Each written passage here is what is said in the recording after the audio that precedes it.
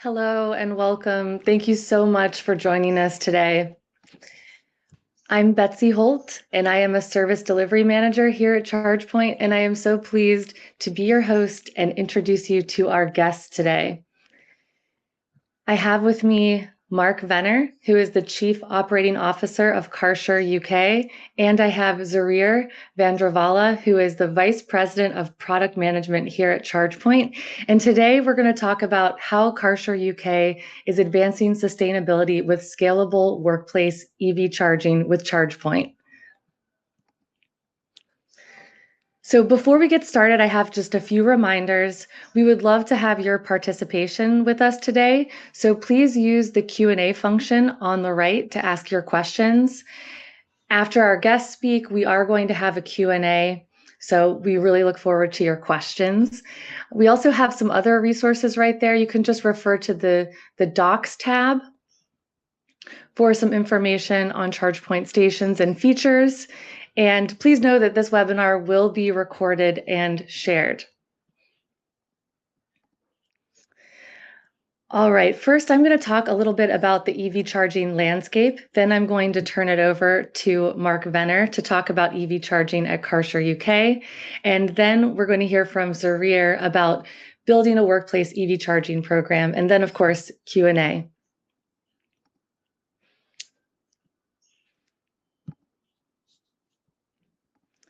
So I'd like to share a little more with you about ChargePoint. So ChargePoint enables drivers to charge at over 1 million places across North America, UK, and Europe. And we also have integrations with 14 major auto manufacturers. ChargePoint has been around since 2007, and now we are 1,400 ChargePointers strong worldwide. A driver plugs into ChargePoint every second or less. In the time it took me just to say that, 5 drivers plugged in to charge. So ChargePoint really wants to make it simple for everyone to go electric. And right now, we are working with 82% of Fortune 50 companies to make that a reality. And we would be so glad to have you join us. So ChargePoint began in California, that's where I'm based, and now spans the globe to serve your EV charging needs. We have teams in the UK, Europe, and India, in addition to North America, because we know that the prevalence of EVs is growing. And while some of our competitors are pulling back, ChargePoint is in it for the long haul. So while some headlines may try to paint a different picture, the data overall shows that EVs are here to stay and there is continued growth. So in fact, EV sales are growing faster than ICE vehicles. So at ChargePoint, we remain focused on helping businesses meet this demand. We can work together to provide EV chargers with the charging that they need to meet this growth that we're seeing. So today we're focused on workplace. And when it comes to workplace, the benefits of providing charging are very clear. So through offering EV charging, businesses have an opportunity to be sustainability leaders. This is a data-backed way to meet measurable ESG goals. So not to mention, we know how much easy, accessible charging matters to EV drivers. And since most EV charging happens at work or home, this is a fantastic way for businesses to attract and retain top talent. So at ChargePoint, we are committed to helping you provide a seamless charging experience for your employees. All right, before we hear from our guests, I'd love to hear from you. Where are you in your electrification journey? So if you don't mind answering our poll here, I'd love to know if you're just at the beginning or if you're looking to scale or if you're in the process of choosing a provider. Let's see. Oh, excellent. So it looks like about half of the folks we have here are, oh, we're getting more responses. This is cool. Thank you all so much for participating. Okay, so we have some that are just learning about EV charging. Welcome. And we have almost 30% who are looking to upgrade. And we have a really good mix. Excellent. Well, thank you so much. for participating in the poll. And I look forward to hearing questions from everyone. So with that, I'm going to turn it over to Mark Venner, the Chief Operating Officer of Kärcher UK, to hear about workplace charging there.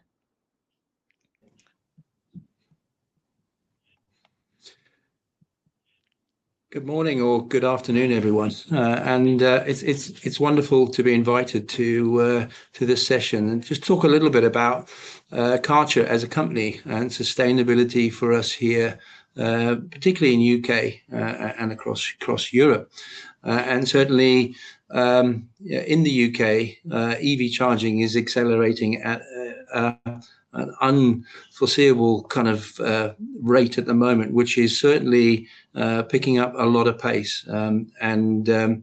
Certainly businesses like us certainly want to ensure that we're keeping up to pace with the demands of our customers, certainly also the demands of our employees, and certainly driving certain initiatives within the UK.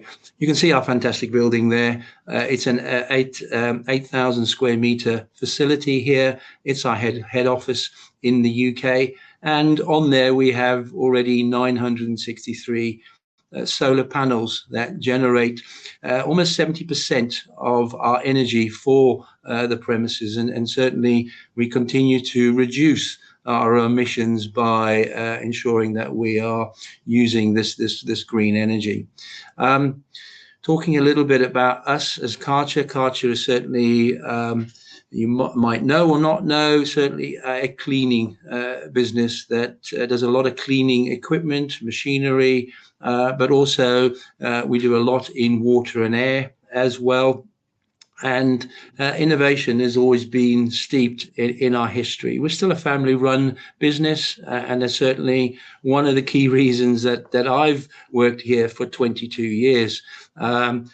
You can see that 90% of our products, our machines, are less than 5 years old. So there's continuous innovation in what we do, and certainly making sure that they are eco-efficient, ecological, and certainly very much more economical for usage and the usage of natural resources. We look at three sustainable initiatives at Kärcher. One is obviously simply zero emissions, and our focus is to get to zero emissions over time. A lot of people talk about targets, and certainly that's something that we do have in place, but I'll come on to it in a minute. That's how you're going to get there, and really what is the makeup of your plan, which I like to talk about in more detail.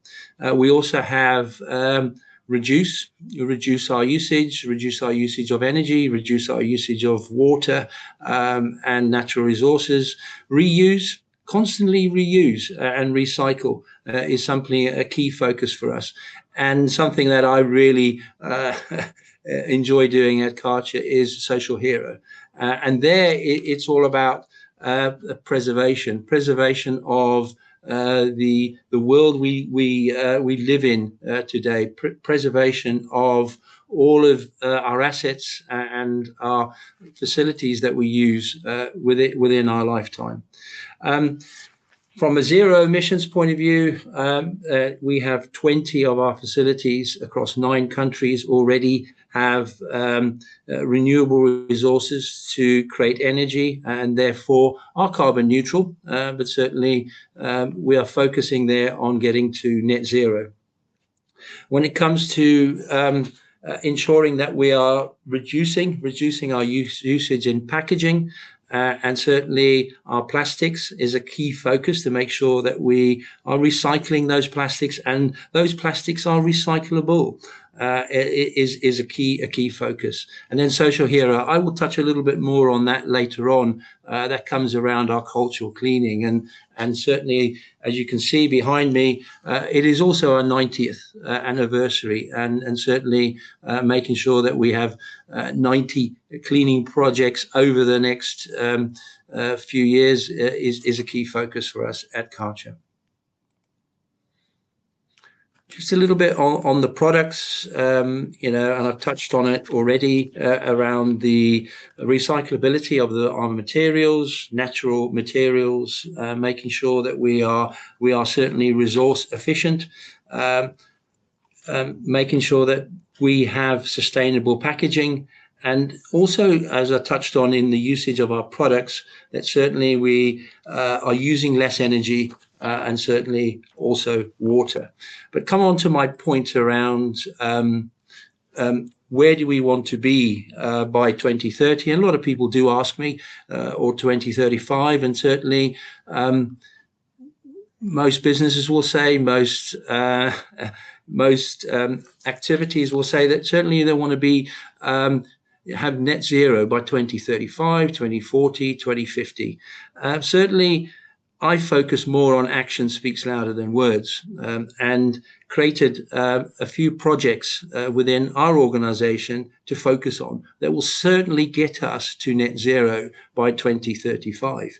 And that's solar panels, EV charging, which we certainly talked about. And that's certainly on that journey as we go through EV charging and our EV fleet, is ensuring that we get to, by 2030, a full electrified passenger vehicle fleet at Kärcher UK. And certainly having a fleet of over 150 vehicles, that becomes a challenge, but certainly something that we are well down the path. We also have a diesel replacement in HVO. Now, I don't know how many people have heard of HVO.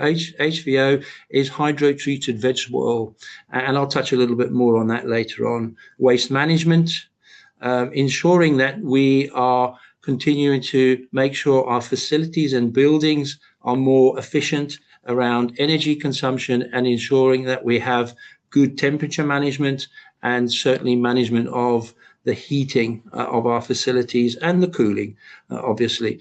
Water recycling, rainwater harvesting, just making sure that we don't always print everything. You know, it's a very much a digital world today. So certainly encouraging more digitalization, less paper printing. LED lighting is also a focus, and then certainly working with some good consultants around monitoring and energy systems to ensure that we are driving down our emissions. You know, there's nothing that you can manage if it's not measurable. Let me touch on our EV chargers a little bit. As I've touched on, 70% was delivered last year of our energy at this facility here. So it's having a massive reduction in our emissions within our head office here. We are down 75% because of solar panels, solar film, and energy management within the facility. And we continue to monitor, measure to ensure that we will get to zero emissions within our facilities. But obviously, as businesses grow, sometimes the constraints on your emissions certainly grows even further. So let's just take electric charging, for example. Certainly had some good reductions in our emissions, but certainly as you then introduce EV charging into your head office, that then creates even more energy to be used. But certainly it's replacing the high emissions from diesel. Waste management. Waste management for us is crucial, particularly when you have so many outlets, so many opportunities that a business like ourselves, from service engineering to delivery of products, to running your sales, your marketing, and your management facilities, that we ensure that we have proper waste management, and we work closely with businesses to do that, to make sure that they're collected on time, they're put in the right bins, we have full certification, and ensuring that we can measure our waste and reduce our waste as well. Right, you know, one of the big projects around our waste is also making sure that coming back to one of our initiatives about recycling, we recycle our own products as well here at Kärcher, and turn them into tabletops, point of sale activities, as you can see here, and shelving, and can continue to work with a company called Nerdle that do a significant amount of beach cleans across the UK and Ireland, and certainly putting those into more usable products going forward, either phone cases, tabletops, and shelving, as discussed already. Water, we have designed a very unique facility to make sure that we harvest our water. We then use that water for cleaning our machines, and ensuring that we can do indoor cleaning, and then that water, then 80% of that water that we recycle then gets cleansed and recycled back into being used within our water tanks. So certainly significant savings, both for our indoor cleaning facilities and our outdoor units as well. HVO has been a new introduction to my sustainability strategy here in the UK. We have the facility here, and certainly put it into our HGV vehicles and our commercial vehicles, and has made a significant difference to our emissions. My target this year is 200 tons of CO2 reduction versus the diesel consumption that we had in previous years. Now we come on to which is actually, very well known, that we work closely now with ChargePoint. ChargePoint, the reason we worked with ChargePoint were three things, really. One, as you can see there on the left-hand side, is they were very open to having dual branding on our chargers. And Kärcher being a family brand, we are very proud of the brand, and certainly by working closely with them, that really was a key point for us to ensure that we could get Kärcher associated with ChargePoint. Secondly, it was utilization of our estate. If you are going to use chargers and take up parking spaces and allocate them to EV drivers, then they should be used efficiently. In previous iterations of charging that we had, we used a company that certainly, or a hardware that was really not measurable, had no software attached to it to understand who was using it, when they were using it, how often were they using it. And most of the time, employees will come into a head office, they'll park up at 8:30 in the morning, and they'll leave it there charging till 5 o'clock in the evening, where potentially the EV vehicle would have been charged by midday, but they still stay on the state. Now we get clear visibility of when people are fully charged, and then we will notify them to move their vehicle. So we're getting far more out of our charging, and bus using the same amount of parking spaces or charge posts as well. Certainly, the third element is the dashboards, the data that I have on there, which is crucial. I've touched on it before. It's crucial that if you need to drive down your targets, need to achieve your targets, then certainly you need to have all of your aspects across waste, across your water consumption, your energy consumption, needs to be measurable. And the data that we get from our EV chargers now is really valuable for us driving better behaviors, better utilization, and certainly ensuring that we're driving down our emissions. However, which is very important as well, we're certainly getting a lot of more data, which is linked to the cost per distance traveled. So certainly understanding fully what our drivers, distance our drivers are doing, but also, how much charge that's taking and how efficient are the vehicles that we're using. So certainly that is also then passed to our fleet department that can take on that data and ensure that we can purchase vehicles that are certainly much more economical. And finally, I touched on it earlier, the social hero side of what we do in our initiatives. And we've been involved in cultural cleaning for many years. We've certainly done St. Peter's Square. We've done London Eye. We've also cleaned Mount Rushmore in 2006. I think probably needs another clean now. So certainly there's an opportunity there, but we continue to look for cultural cleaning projects. And why cultural cleaning? Well, obviously we want that preservation. We certainly do not want things to fall down, deteriorate through wear and tear, and continue to keep them sustainable is a key focus for us. 90 years, we're looking for 90 projects. We continue to look at the big cultural cleaning projects over the next few months, and hopefully there will be a few announcements coming out around cleaning projects across the globe, and certainly here in the UK. Finally, I want to just finish a little bit about Kärcher and Kärcher's purpose, and Kärcher's purpose in all that we do and in all the employees. We've got 17,000 employees worldwide. We trade in 80 countries and have 3.5 billion euro turnover. Our purpose is to renew to sustain, and that really grabs me to really identify myself to the purpose of Kärcher. And we all like a clean environment.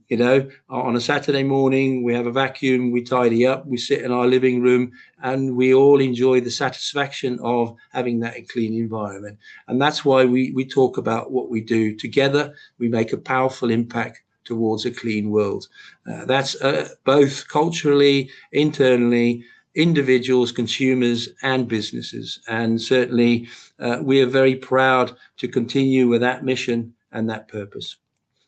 So thank you for listening. Again, there's not many expectations on targets or what we're doing, but certainly actions speak louder than words. And by completing some of the projects that I've put in place here, which some of them are unique, some of them are well known, but certainly that will drive our three initiatives through reducing our emissions, making sure that we reduce our usage and recycle, and also doing good within the environment that we all live in today.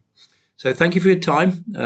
I'm not a natural speaker, so if there's any further questions that I did not clarify or didn't pick up through my presentation, I'm happy to take those questions either today or please contact me anytime, and I'm happy to share our experiences both with electrifying our fleet and making sure that we continue to build our charging facility here in the UK.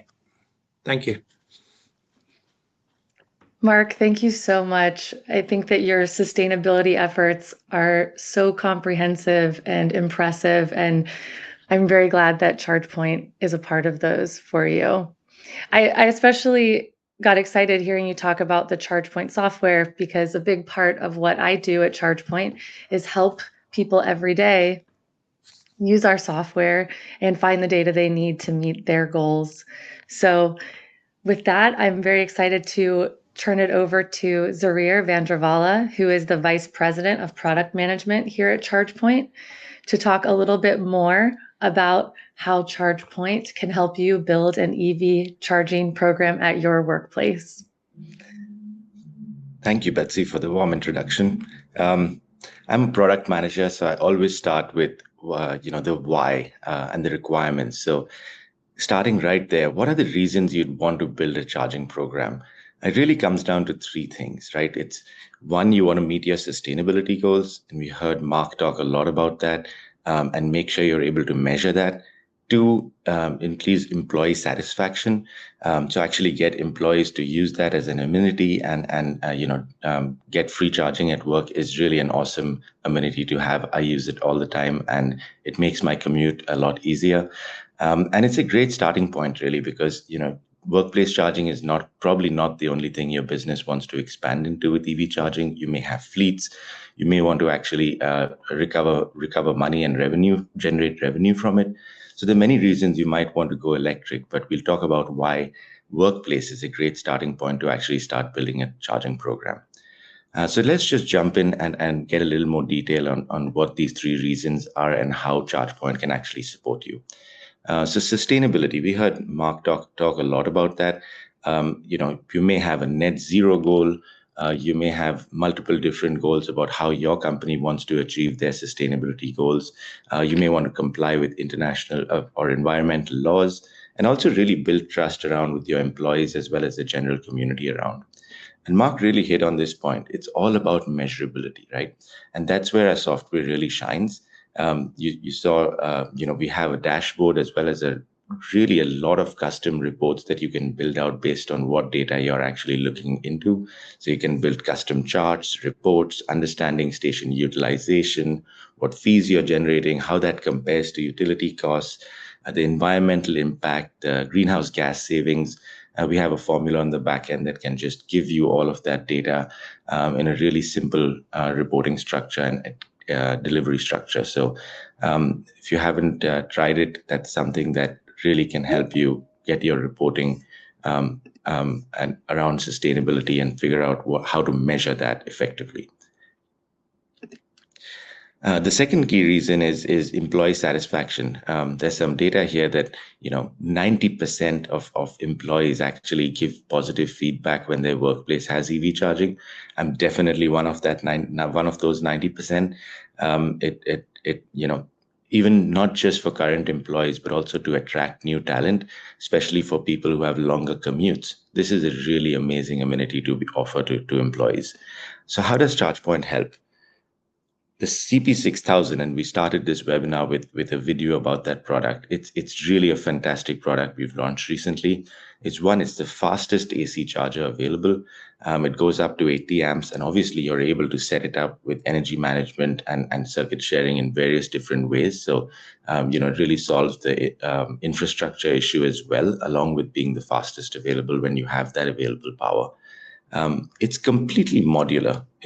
There's a video on our website that shows it completely, every single component can be broken out, and that makes repair really easy. So if you have, someone runs over your cable or your screen stops working, you don't actually have to go and change the entire product. You're able to actually do really quick, easy service repairs on it. And that increases your uptime, which is really one of the most critical KPIs for EV charging to make sure that it's working all the time.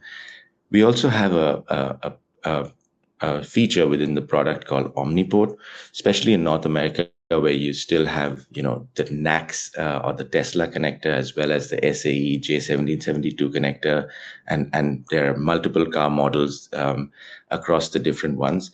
The CP6000 makes it really easy. It actually reads the vehicle directly from your authentication method or your mobile app and unlocks the right port. So you never have to think about, oh my gosh, where's my adapter?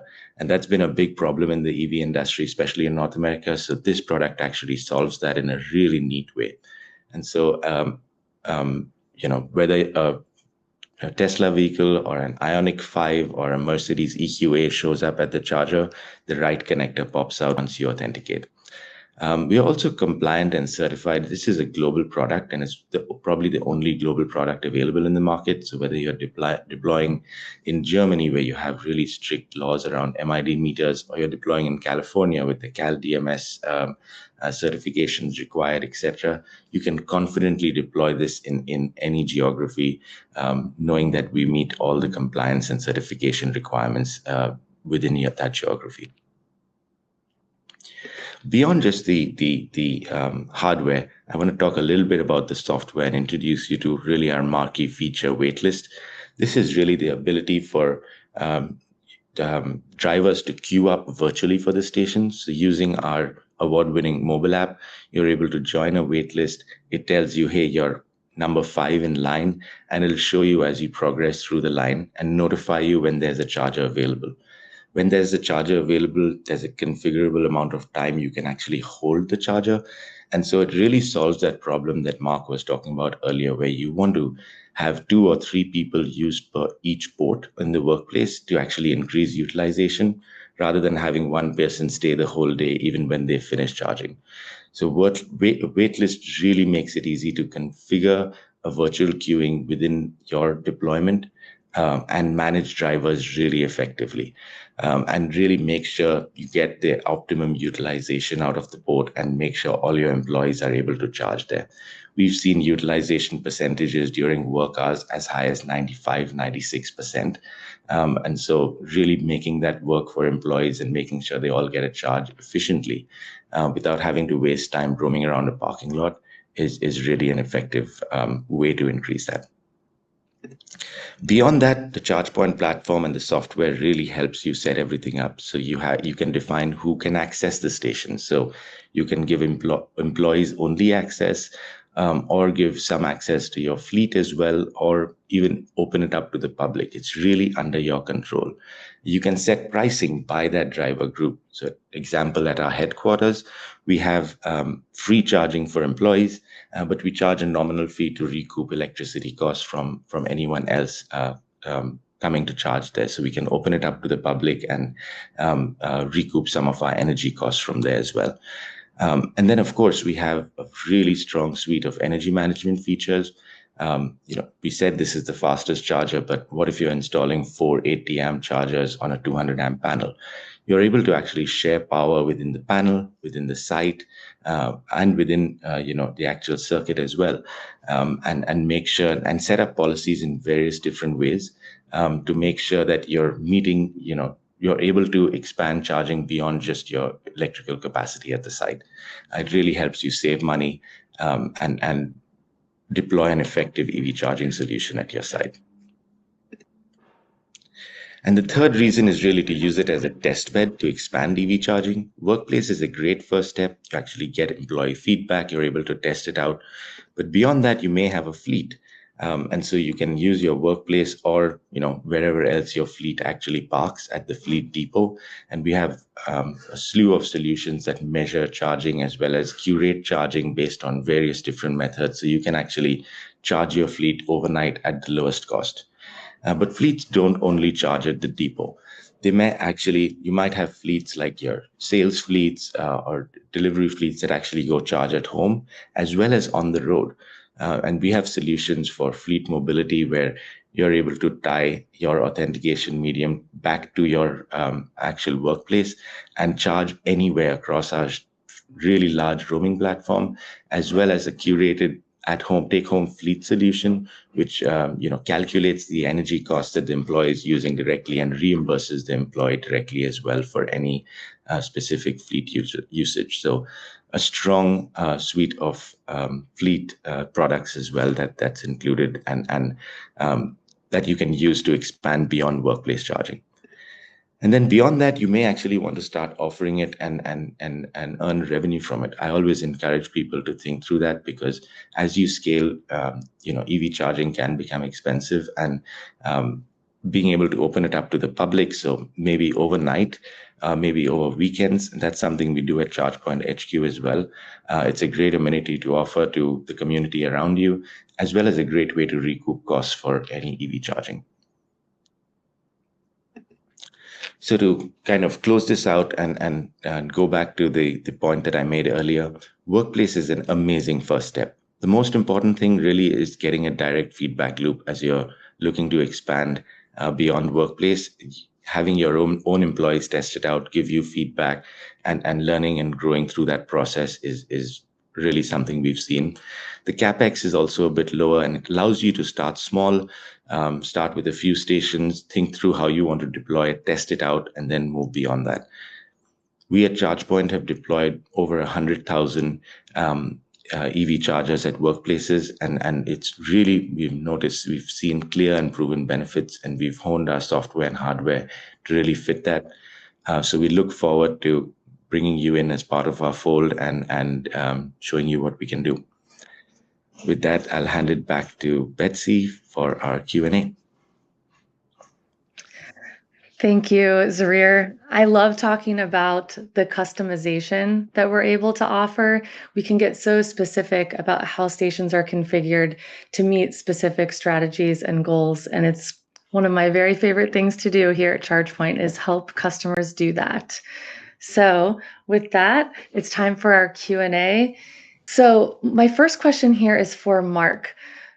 So Mark, we're wondering, what are the key factors that you considered when you were looking for an EV charging provider? Like I said, is so important to get the data, to get more information for how our EV chargers are being used and who's using them, and to manage that estate. Previously, we did have another provider that didn't give us that data. And when I look out my window here, I would say those we had 24 chargers. Can you believe it? 24 chargers, and they're all full. Yeah, I look out now today, we now have reduced it down to 20, and we have 4 or 5 spaces that have been taken up. And certainly that allows, more usage of it. So of the parking spaces, and certainly people get a little bit embarrassed if they sat on there and they're not taking any charge. They're just taking up the space. So I do have a very strict IT manager that also manages the software and the data and the pricing and everything else that goes with it. So he certainly, they get notifications, but certainly he does a little bit of patrol as well to ensure that they're not just sitting there all day. And that to me, it just really showed that actually I was never really utilizing the assets properly. And as we grow, I actually don't need to invest too much because, as I say, we have space out there. And once we utilize that space, we have built in the opportunity to grow to 40 chargers, to 60 chargers.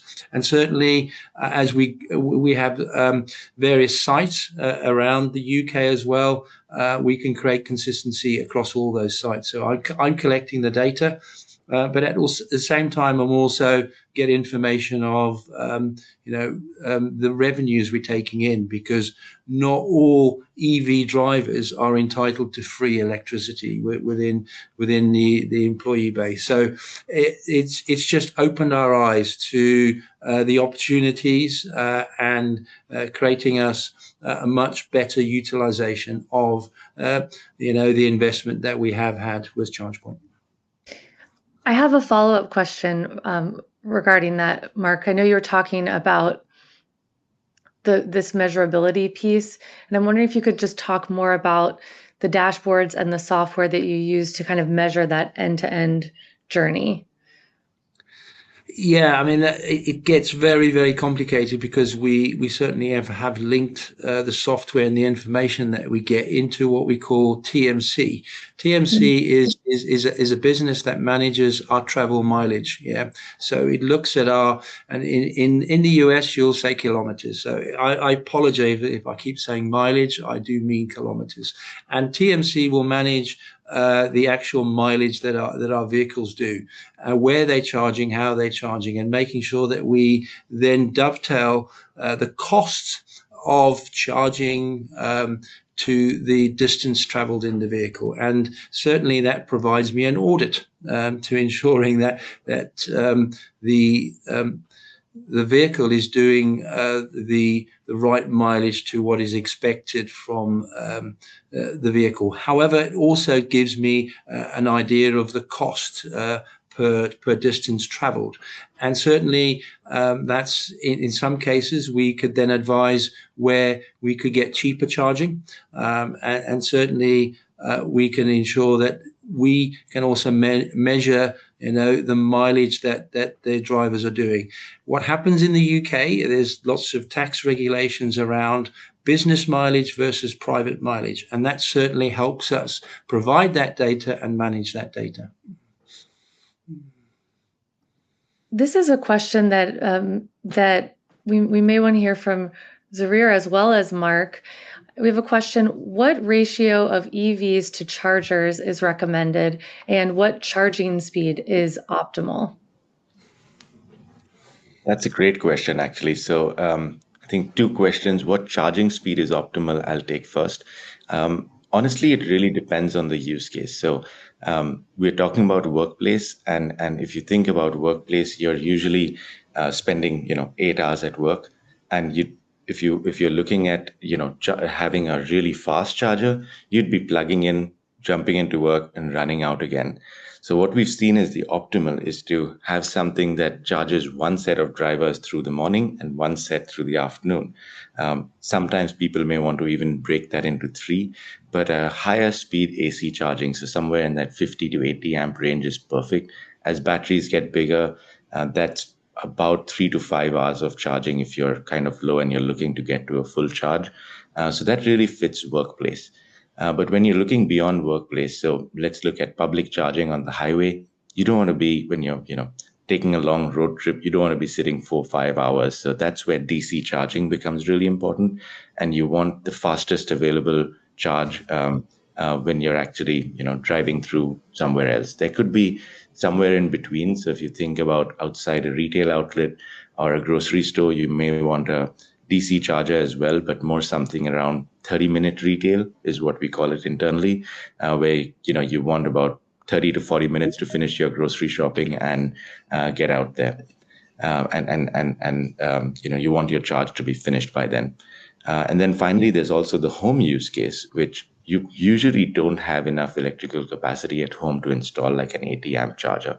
So somewhere in that 32 to 50 range, and that's what our home charger goes up to as well, 50 amps, is probably optimal for the home charging use case, where you're getting about 25, 30 miles an hour, but you're usually charging overnight.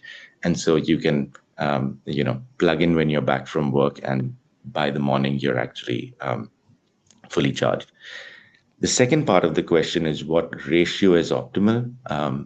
In workplace, we've seen approximately somewhere between 2:1 to 4:1 as kind of the optimal. It really depends on the number of the average commute distance for employees, as well as your goals of how you want to deploy EV charging. But usually we see about a third of employees plug in every day. So you're plugging in about once every 2 or 3 days on average. And then you want to turn that over twice. So, you can even go up to 1:6.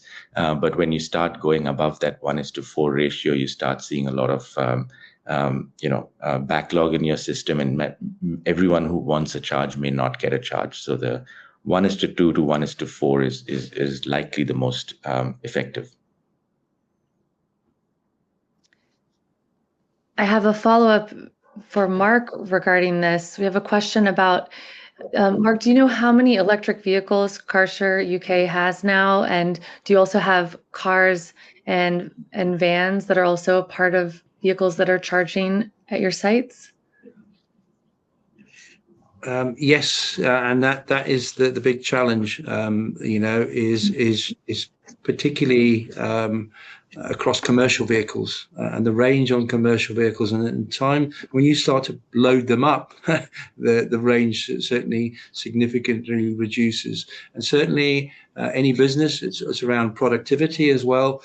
You do not want to have your engineers, your service teams sitting charging for 2 or 3 hours. So certainly that is a big challenge. From a commercial vehicle side, we have what we call centres, Kärcher centres across the UK, and then they will have commercial vans, and they will certainly be using the chargers at those facilities to charge up and drive with a 30-minute drive time.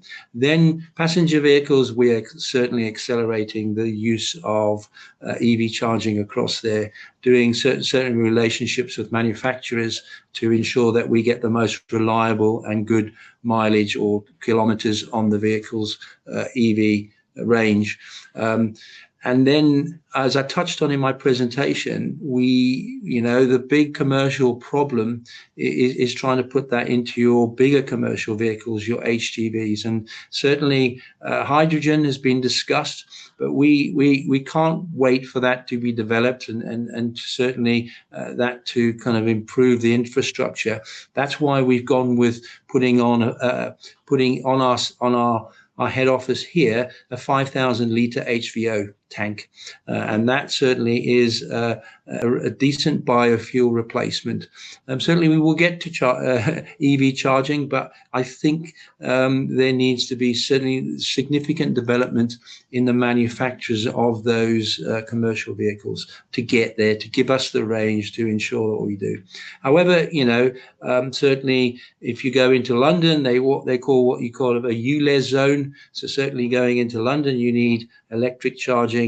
For us, we have facilities just outside of London that will charge up our commercial vehicles and get to the customers' premises as quick as possible and within the kind of electric charging zone that exists within London. But certainly we're dipping our toe in HVO. It always costs a little bit more. For us, it's about 2 or 3 pence per litre more, but that's an investment that we're prepared to do to ensure that we're speeding up our kind of environmental plan around our fleet. But certainly electric vehicles percentage, what we would have now on passenger vehicles is 30 to 35% at the moment. And I think in another 12 months time, we will be above 50 to 60%. Okay, as we're talking about growth, I actually have a question for rcher about this. I'm wondering if you could just provide us with a little bit more context about this continued upward trend of EV adoption, even though sometimes we do see headlines that kind of show otherwise. Yeah, absolutely. And I think the headlines always, especially in recent past, have focused on more the negative side of the news rather than the positive. But, I look a little deeper being in the industry. And honestly, if you look at the global market, sales have surged in the last couple of years. I believe it's over 17 million electric vehicles sold worldwide in 24. And, the growth rate is over 25% year on year. Going into the specific markets, you see Europe, holding steady at that 20+% year-on-year growth.